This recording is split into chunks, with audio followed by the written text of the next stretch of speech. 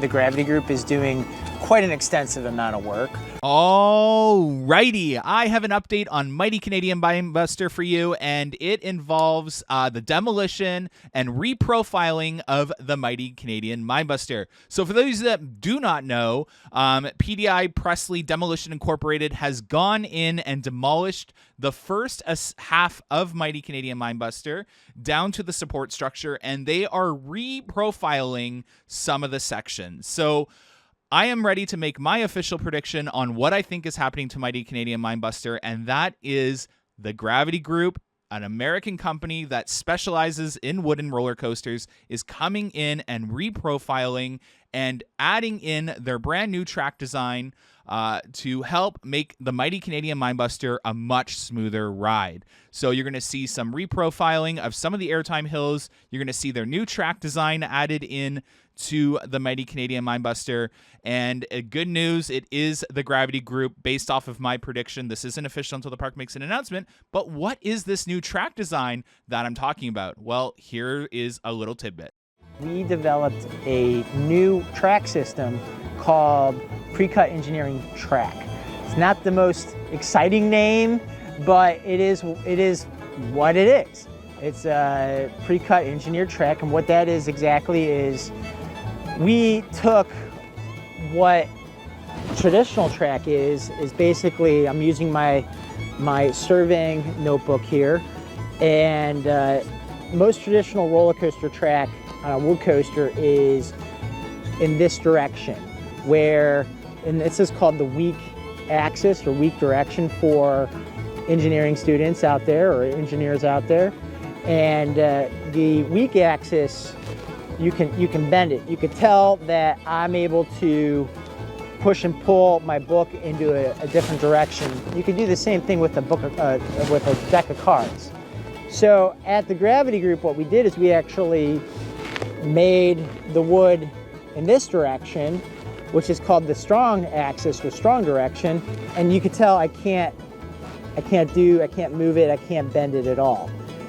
But the pre-cut track will actually increase because there's less of that deflection. It means there's less wear and tear on the trains, there's less wear and tear on your structure.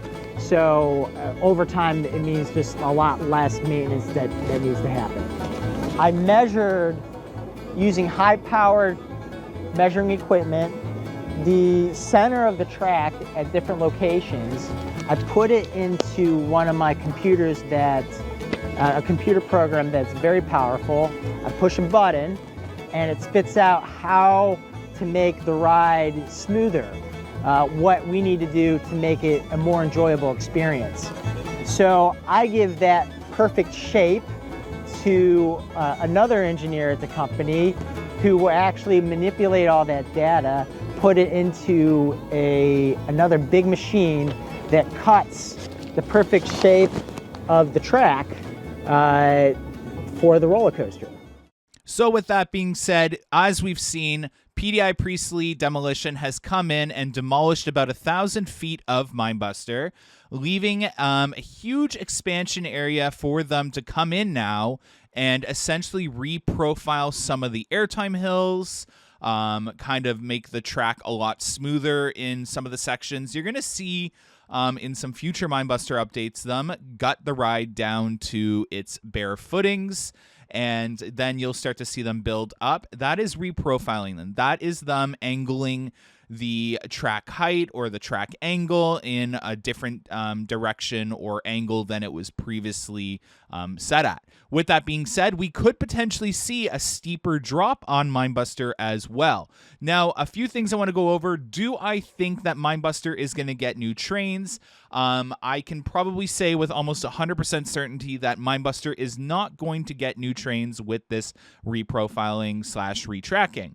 You're going to see just a lot smoother of a ride. You might see some modifications done to the train and some upgrades as well. Now, keep in mind, they still have a whole other like 1,500 feet of track, whatever you want to say, for Minebuster to do after this as well. When they get to the Helix, that's going to be a huge project in itself. well. You'll see that happen probably in the next off season. So Minebuster is still going to have some uncomfortable parts to the ride when you go to ride it in 2025, but this is a huge improvement. I'm really excited to see what they do with that first drop. Some of the airtime hills, are they going to restore it to its former glory? I'd love to see some of those elements that Minebuster used to have on it.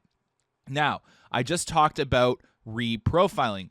Now, what are some reprofiling aspects that they could do to Minebuster? It is exactly what I just said. They can change some of those airtime hills, change the slight angle of the drop. I'm going to show you guys on the screen an example from the King's Dominion Grizzly wooden roller coaster that the Gravity Group had reprofiled and made some adjustments to as well. So stay tuned right here. It was built higher than its clones at other parks. Therefore, we had the ability, instead of making the first drop taller, we're just able to make it go lower to the ground. In order to do that, we're actually making the angle descent from a 45-degree angle to about a 55-degree angle. So you'll feel a little bit more speed and a little bit more pop out of your seats coming down that first drop. We're actually gonna build up this structure along this side, and what we call in the terms is batter over. We're actually gonna put supports up against the wood, the posts up there to support the bunny hill. And what that'll do is that as you're coming down the hill, you're actually gonna be going through structure, which is going to create a more unique, kind of a head chopper effect with the ride. So what we did is we actually lowered by just a couple feet the hill coming off the long turnaround, the slow turnaround. And so you're going to get a nice little pop of air there.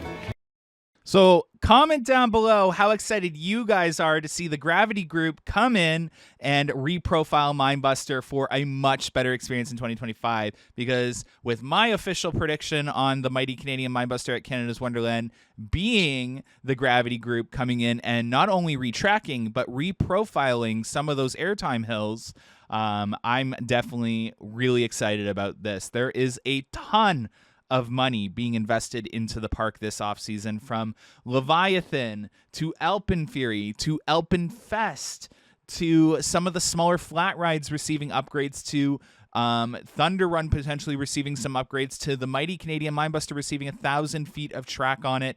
And there are even more upgrades that I can't talk about going on that you'll see over on Patreon even a little later today. There is a lot to be excited about, but Mighty Canadian Minebuster is definitely one of those really exciting updates for the 2025 season. So I'm super excited. Hopefully you guys are too. Comment down below. Are you more excited about Minebuster being the Gravity Group or Alpenfury?